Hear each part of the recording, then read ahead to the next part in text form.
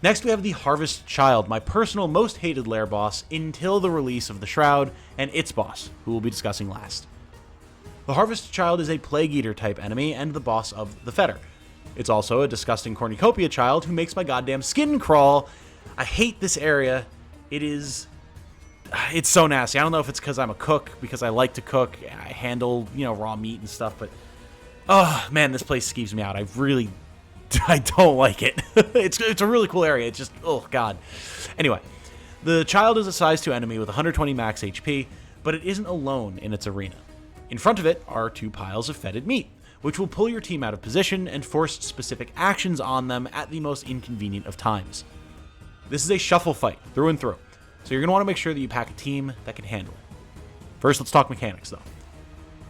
The signature mechanic of this fight is the Hunger Token, a debuff that can be applied to your heroes when they're attacked by the meat piles that accompany the child.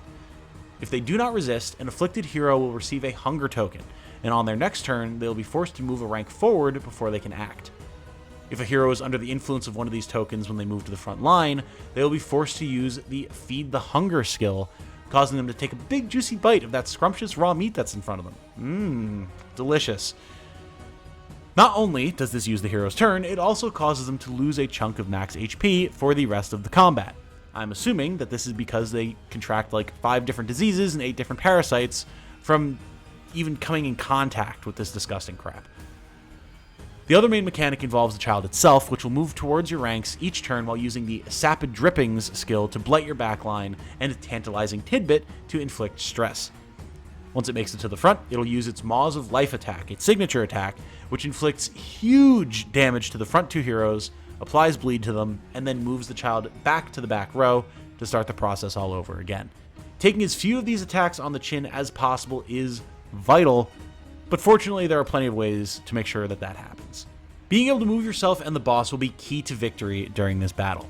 Heroes like the Jester, the Grave Robber, and the Man-at-Arms who can move themselves or others using skills will be incredibly useful here. Take the Man-at-Arms for example. If an ally is trying to push past him to eat the meat, he can use Rampart or Hold the Line to move forward once again and keep them away from it. In fact, Man-at-Arms is a perfect fit for this fight with Hold the Line, as it not only moves him to the front from anywhere in the formation, but it also immobilizes him, meaning he can't be moved from his position while the buff lasts. And this applies to both the enemy party and your own party. Literally the man is too thick to be moved. People cannot slip past him to eat the forbidden bacon. It's great. Any other heroes who can anchor themselves in this way will work here as well, of course. Notably as well, the Hunger Token is considered a debuff and can be resisted. So any trinkets, quirks, or items that boost your debuff resist will be massively useful in this fight as well. As far as the child itself is concerned, any attacks that can anchor it or the meat piles will prevent it from nibbling on your giblets. After all, if it can't get in biting range, what's it supposed to do? I'm a particular fan of the Bear Trap item to immobilize a member of the enemy party to, facilitate this, but any such effect can get the job done. Combat items, attacks from heroes, whatever. Finally, make sure that you have heroes with rank flexible skills.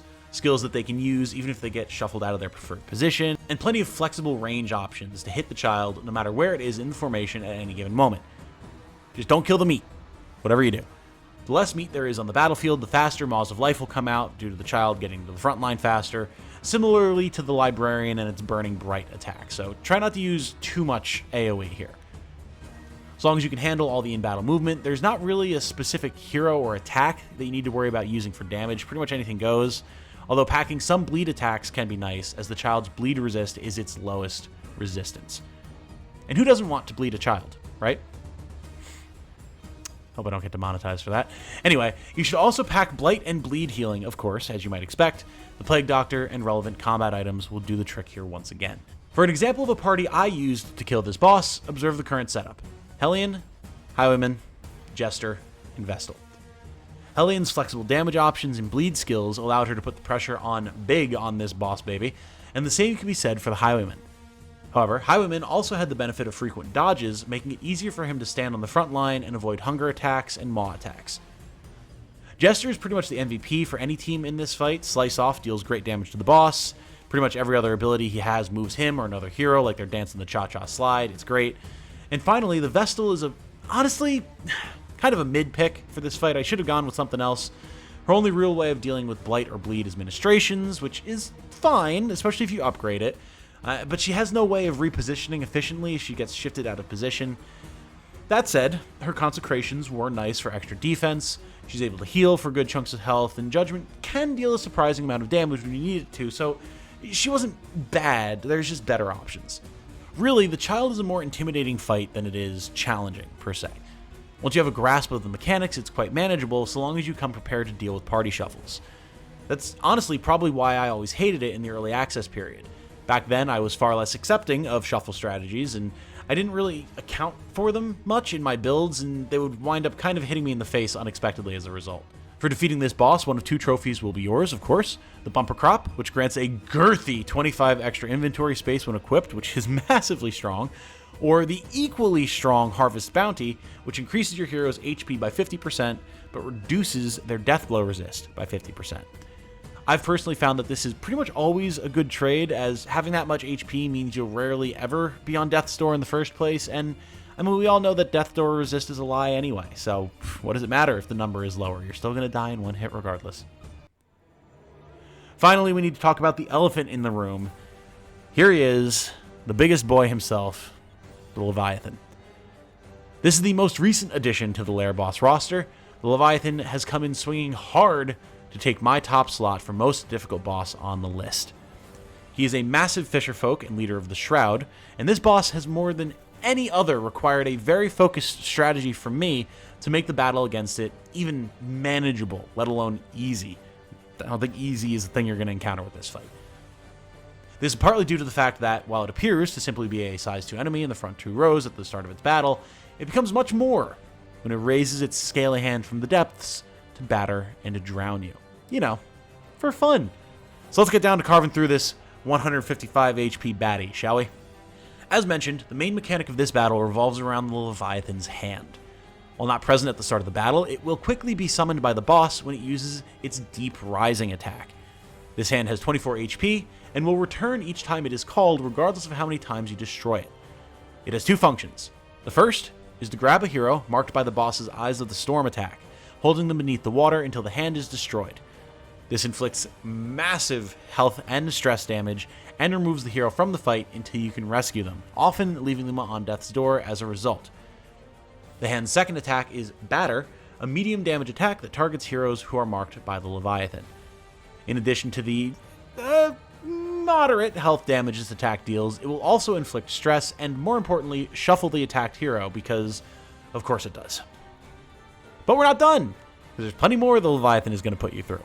At the start of any round, when the hand isn't on the field, the Leviathan will use Breath of the Sea to inflict blindness, vulnerability, and stress on the entire party. It can also use the Tidal Surge attack to deal moderate damage to, again, the entire party, add stress, inflict the Barnacles token, which causes bleed when you move, and, for some reason, has a chance to infect heroes with the Algin Bloom disease, because, again, why not, right? There's a lot going on here, to be sure. More than any other LAIR boss in the game, so how are you going to deal with him? Well, that's what we're going to discuss next. The absolute key factor at play here is maximizing your move resist and being able to burst down the hand. The Undertow attack, which it will use to abduct a hero, can be avoided with move resist. Once you hit 100%, it literally cannot grab you, even though it will continue to try to. To make use of this, the Man-at-Arms Sergeant path and the Leper's Poet path are excellent candidates. As frontline tanks, they can take the punishment that they're likely to receive from the Leviathan's various attacks, and they largely mitigate the scariest part of the battle. Each of these lads has their own advantages and disadvantages, of course. The Man-at-Arms can use Defender to cover the second hero to be marked, making it literally impossible for the hand to grab anyone, since Sergeant comes along with 100% move resist. However, his damage is low, and he requires outside support for healing and stress reduction. On the flip side, the Leper, in Poet, has still good damage and phenomenal self-healing and stress reduction, freeing up the rest of the party to deal boss damage. However, he can't cover the other marked hero, as Undertow ignores taunt, so you'll likely need to spend some time beating the hand down and rescuing your allies. Unlike Sergeant, Poet also doesn't give an automatic plus 100% move resist buff, it just boosts your move resist, so you will need to rely on outside buffs and the bonus from Withstand to get you there. With these factors in mind, I personally feel that the Sergeant Man-at-Arms slightly edges out Poet Leper here, since he completely negates the grab mechanic, but the choice is yours, and there could even be a case for using both of them. We'll talk about that in a minute. Keep in mind as well that even if you do prevent the grab, it can still be worth it to kill the hand periodically to keep it from constantly hammering on your marked heroes. If it has to be resummoned, that's fewer punches you're going to be taking, you know? As for the rest of the party, your options are pretty open, so long as you're keeping the hand under control. The Leviathan is susceptible to dots, as are most bosses, although it does have slightly higher bleed resist than Blight and Burn, so you probably want to focus on the latter two. You'll be suffering a lot of damage in this fight, so a strong healer is a must. I like the Vestal here, as she can buff the frontline tank with her consecrations, slap the hand or the boss with judgment, and throw out big heals when needed. There also aren't any major dots to worry about clearing off your party, so Plague Doctor isn't as useful for healing, but as always, her Blight is very good for the boss. Runaway can also be a nice pick here, thanks to rank flexible burns and cauterize healing when you're made to bleed by barnacles. Jester is a good pickup thanks to his stress heals, his ability to move shuffled heroes back into position if they get battered. And surprisingly enough, Slice Off can actually still inflict good bleed because the Jester gets a lot of resist piercing, and when it's upgraded, it applies vulnerable, which is massively helpful. Finally, the Occultist, who hasn't been mentioned previously in this guide, does deserve a mention here, because he does have the potential for big heals, and his hexes are very, very nice for weakening and applying vulnerable to both the hand and the boss. He's kind of a sleeper pick here, but being able to reduce the damage you're taking and increasing the damage to the boss or the hand can be vital. A quick couple of party examples to wrap up here. First of all, Man-at-Arms, Leper, Grave Robber, and Plague Doctor for the first party, and then Leper, Runaway, Jester, and Vestal. Both of these teams got the job done, and you can see them doing so all throughout this section. However, they both did struggle in their own ways. Team 1 had a hard time putting out the damage that they needed to kill the boss before multiple heroes were on death's door, whereas Team 2 wasn't able to quite manage to keep the whole team alive despite their high damage output. Rest in peace, Bonnie. As such, I'm going to recommend a bit of a combo, something I'm going to try on my next attempt as well. Sergeant Man-at-Arms and Poet Leper specifically.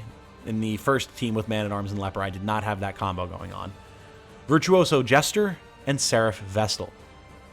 With this, you'll have two maxed out move resist heroes to nullify the hand, bleed dots and vulnerability to chip the boss down, plenty of healing across the whole party, buffs, stress reduction, the works.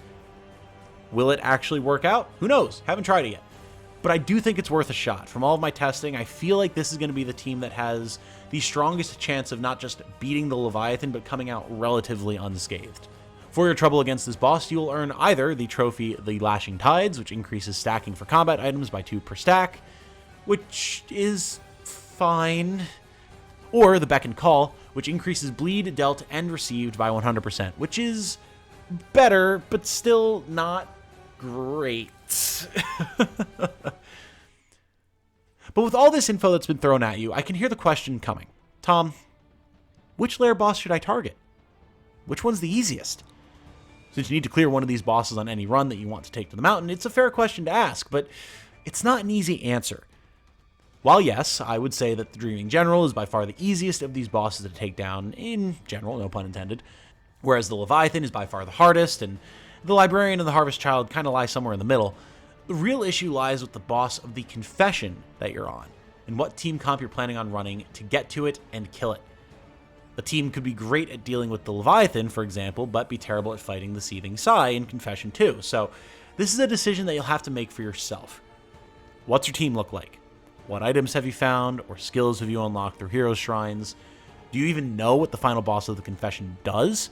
If not, it's probably better to just focus on getting to it to learn what it is before you start building focused teams to burst bosses down. And most of all, really, you need to run the heroes that you like. The info in this guide is here not to tell you exactly how to play, but to make sure that you're informed to make your own strategic calls, and to make it so that you can play the game that you want to play it, while still knowing what it is that you're getting yourself into and being able to make tactical decisions within that comfort zone that you have. You can face these fetid horrors. I have hope in that, and in you. And in whatever wacky and wild team comps you decide to put together. But with that said, thank you all so much for watching. I very much appreciate it. This one took a lot of time and research to put together, so I hope you found it useful, or that you at least enjoyed it, if nothing else. DD2 is a huge game with a lot of moving parts, but I do feel like I've got a good handle on the lair bosses and how to approach them now, and I hope that that was conveyed well to you in this guide. If you have any further questions or suggestions on strategy, drop it in the comments, strike up a conversation, and if you have a friend who's playing DD2 and is maybe struggling with the lairs, consider dropping them a link to the video. Maybe it'll help them out. With all that said, my name has been Tom, otherwise known as Titanium Legman. The secret password for today is stupendous. Let me know if you know. Have a good night. Stay safe and healthy out there. And remember, be good to each other. Bye now.